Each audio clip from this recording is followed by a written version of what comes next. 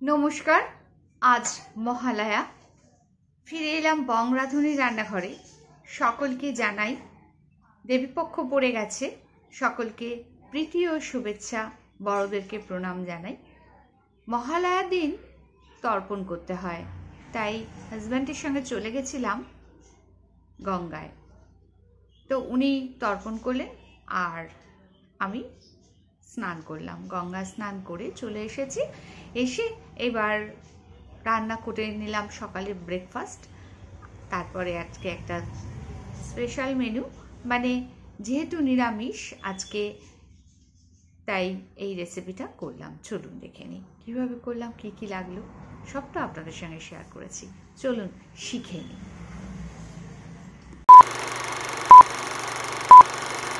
বাড়ি থেকে 4:30টার সময় বেরিয়েছি, আধ ঘন্টার মধ্যেই পৌঁছে গেছি গঙ্গায়। তর্পণ সেরে ফিরে এলাম 7:30টার মধ্যে বাড়িতে। আমার ব্রেকফাস্ট হয়ে গেছে, একটা আলু পটলের তরকারি আর পাতলা অল্প তেল দিয়ে পরোটা। তো এখানে ফ্রিজ খুলে দেখলাম নিরামিষ রান্না করার মতো সেরকম একটা সবজি যাই থাকুক না কেন, একটা স্পেশাল রেসিপি করব। তো দুটো বেগুন ছিল এখানে, সর্ষে, পোস্ত, কাঁচা লঙ্কা, সাদা সর্ষে, কালো সর্ষে সবই নিয়েছি। এইবার এই বেগুনটাকে কেটে নিতে হবে আর মশলাগুলোকে পেস্ট করে নিতে হবে। সমস্ত মশলাগুলো পেস্ট করে নিয়েছি, কাঁচা লঙ্কা, সাদা সর্ষে, পোস্ত, কালো সর্ষে সবই পেস্ট করা হয়ে গেছে। এবার লাগবে কলা পাতা, তাই কলা পাতা কাটতে যাব, সেই সময় কিন্তু আপনাদেরকে কিছু গাছ শেয়ার করব। আপনারা অনেকেই জানেন রাস্তার ওপরে, 30 ফুট রাস্তার ওপরে সামনের পজিশানে আমাদের বাড়িটা, আর বাড়ির ঠিক পেছন দিকেই এরকম পুকুর আছে, বিভিন্ন রকম বড় বড় গাছ আছে। তার মধ্যেও আমাদের যেহেতু বার্ডস অ্যান্ড গার্ডেনিং চ্যানেলটা রয়েছে, তাই সেখানে গাছের পরিচর্যা কিভাবে করবেন সেগুলো শেয়ার করা হচ্ছে। পাখির সাথে সাথে এই গাছটাও আপনাদের সঙ্গে আমি দেখিয়ে দিচ্ছি। আর বার্ডস অ্যান্ড গার্ডেনিং আপনারা যদি ফলো করেন তাহলে অনেক কিছু তথ্য জানতে পারবেন। আমি এখানে কলা পাতা নেব, আর এই কলা পাতাটাই আমার পছন্দ হলো, অনেকটা উঁচুতে, অনেকটা বড় বড় কলা পাতাগুলো। তো এখানে কিছু ফুল গাছ আছে, যেমন জবা ফুলের গাছ, বিভিন্ন রকমের জবা ফুলের গাছ আছে, 8-10 রকমের জবা ফুল হয়। এবার এখন এতটাই বৃষ্টি হয়েছে এবছর যে মানে পুরো জঙ্গল হয়ে গেছে, এগুলোকে এখন পরিষ্কার করাতে হবে। আর প্রত্যেকটা গাছই আমার শখের গাছ যেগুলো, সেগুলো আমি মাটিতে পুঁতিনি, সেগুলো আমি টবে পুঁতেছি। বড় বড় ড্রাম আর বড় বড় রঙের যে ড্রামগুলো হয় এমনি জল রাখার জন্য, 20 লিটারের যে ড্রামগুলো, সেগুলোর মধ্যেই আমি গাছটা বেশিরভাগ লাগিয়েছি। আর এখানে এগুলো আপনার হাজব্যান্ডই পরিচর্যা করে। আর এই যে বিভিন্ন রকমের শিউলি ফুলের গাছ, দেখুন এখানে একটা বড় শিউলি ফুলের গাছ, একটা না আমার 3টে শিউলি ফুলের গাছ এরকম। এই যে শিউলি ফুলের গাছ, 2-4টে ফুল হচ্ছে, সকালবেলা তুলে নিয়ে ঠাকুরকে দেওয়া হয়ে গেছে, তাই আর গাছে এখন ফুল নেই। তো যাই হোক, দেখুন এইটা হচ্ছে বিশাল বড় একটা জবা গাছ, এই ড্রামের মধ্যেই কিন্তু এই জবা গাছটা এত বড় হয়ে গেছে। এটা হচ্ছে লাল জবা, আর এটা হচ্ছে গোলাপি রঙের জবা হয় না, সেটা দুধে আলতা কালার যেটা। আর একটা আছে হলুদ জবা, একটা আছে সাদা হলুদ, ভেতরটা আবার লাল। এরকম 10 রকমের জবা গাছ রয়েছে, আর সবটাই টবে। আর আমার বাড়িতে তো আম, কাঁঠাল, নারকেল, সুপারি এসব গাছ তো আছেই, আর তার সাথে সাথে এই যে বড় বড় ফুল গাছগুলো সেগুলোও আছে। আর অপরাজিতা গাছ, সাদা অপরাজিতা, নীল অপরাজিতা, এরপরে এখানে আছে বেল ফুলের গাছ।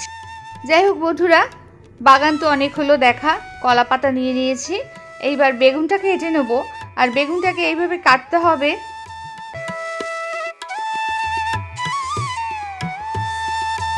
এইভাবে বেগুনটাকে কেটে নেব, আর যে মশলাগুলো বেটে রেখেছিলাম সেগুলোকে একসাথে মিশিয়ে নেব। সাদা সর্ষে পেস্ট, তারপরে দিয়ে দিচ্ছি এখানে কালো সর্ষে পেস্ট, আর এবার দিয়ে দেবো এখানে পোস্তর পেস্ট।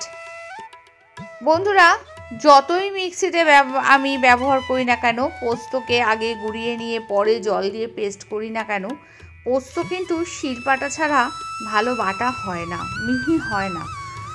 আর এই হচ্ছে লঙ্কা, লঙ্কা বাটা 1 চামচ ভালো ভর্তি ভর্তি দিয়েছি। 4টে লঙ্কা পুরো বেটে দিয়েছিলাম এর মধ্যে, একটু ঝাল হলে ভালো লাগবে। এখানে দিয়ে দিলাম হলুদ, গুঁড়ো হলুদ 1/2 টিস্পুন। এরপর দিয়ে দিচ্ছি নুন, 1/2 টিস্পুনই দিয়েছি। পরিমাণে দেবেন, যতটা বেগুন থাকবে, যতটা মশলা থাকবে সেই পরিমাণে। সর্ষের তেল দিয়ে ভালো করে এটাকে মিক্সড করে নিতে হবে।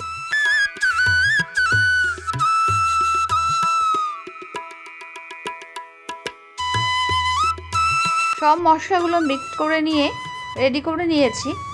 আর লাগবে কলা পাতা, আর এই কলা পাতা কেটে নিতে হবে। আমার বাড়ির গাছের কলা পাতা, তাই আমাকে সাইজ করে নিজের মনের মতো করে কেটে নিতে হবে। বন্ধুরা, এটা আপনারা ফয়েল পেপারেও করতে পারবেন, কলা পাতা না পেলে ফয়েল পেপারেও করতে পারবেন। ঠিক এই প্রসেসেই করবেন, ফয়েল পেপার দিয়ে মুড়িয়ে দিয়ে দেবেন। তো এইবার এই কলা পাতাগুলোকে ভালো করে পিস করে সাইজ করে কেটে নেব।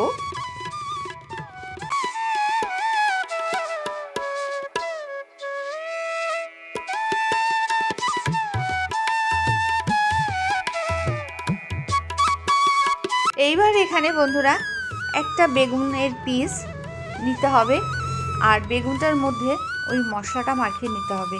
আর যে ওই পোস্ত, কাঁচা লঙ্কা, সাদা সর্ষে, কালো সর্ষে যে পেস্টটা করেছিলাম, তার মধ্যে নুন, হলুদ, লঙ্কার গুঁড়ো দিয়েছিলাম, সর্ষের তেল, সেই পেস্টটাকে বেগুনের এক পিঠ মাখানো হয়ে যাওয়ার পর আবারও উল্টে দিয়ে আর আরেক পিঠেও এরকম করে ভালো করে দিয়ে দিতে হবে।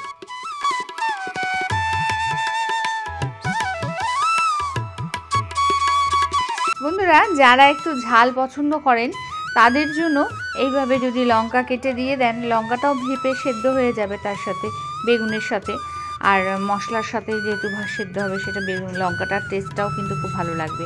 ওপর থেকে একটু সর্ষের তেল দিয়ে দিলেন, দিয়ে আর এইভাবে যেহেতু কলা পাতাটা অনেকটাই বড় রয়েছে, তাই এইভাবে ভাঁজ করে মুড়ে নিতে হবে। খুলে যাওয়ার কোনো ভয় নেই। আমি যেই দিকটা ভাঁজ করেছি সেই মুখটাই কিন্তু তলার দিকে দেব। তো এইভাবে সবগুলো রেডি করে নেব। একটা এখানে ফ্রাই প্যান বসিয়ে নিচ্ছি, আর ফ্রাই প্যানের মধ্যে সামান্য সর্ষের তেল দেব। সামান্য সর্ষের তেল তা সারা জায়গায় ছড়িয়ে নিলাম, আর তেলটা গরম হয়ে গেছে। আর এইরকম করে দেখুন, যে দিকটা মুখটা বন্ধ করেছি সেই দিকটা নিচের দিকে দিয়ে ওপর থেকে এইভাবে কলা পাতাগুলো বেগুন দিয়ে আছে পাতুরি করে নিয়েছি সেটা দিয়ে দিলাম। এখন এবার ঢাকা দিয়ে দেবো, উপরে ঢাকা দিয়ে দেবো। মিনিট 3 অপেক্ষা করব। 3-4 মিনিট পর দেখবেন যখন এটাকে উল্টে দিয়ে দেব, দেখুন একটা একটা করে উল্টে দেব। আর উল্টে দিলে কি দেখাচ্ছে, কলা পাতাটা ভাজা হয়ে গেছে। সর্ষের তেল দিয়েছিলাম, তো এই কলা পাতাটা ভাজা হয়ে গেছে। সব কটা এইভাবে উল্টে দেব, দিয়ে আবারও কিছুক্ষণের জন্য ঢাকা দিয়ে দেব।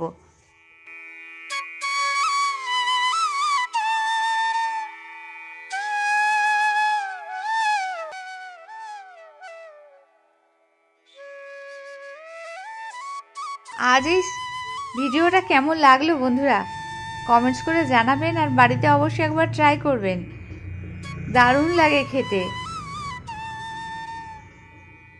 এখন এবার এটাকে নাবিয়ে নেব।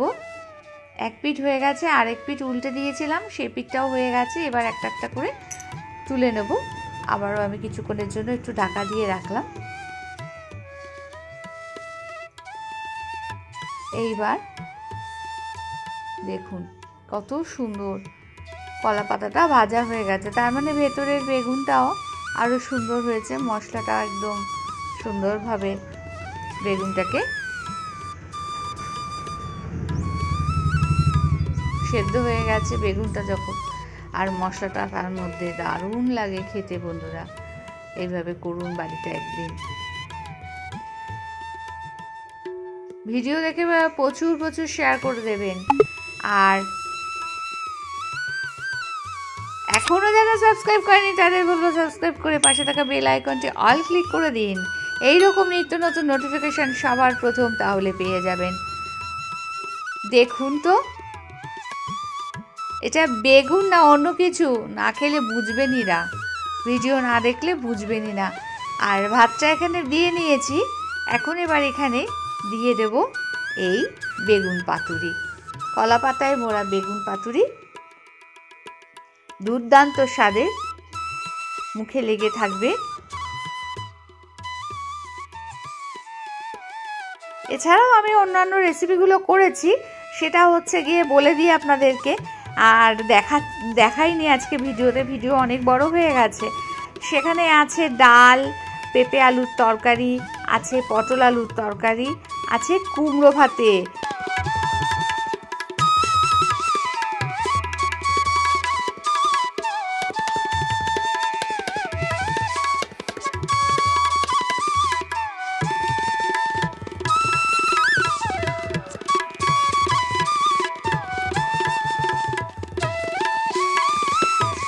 যাই হোক বন্ধুরা, আজকের ভিডিওটা এখানেই শেষ করলাম।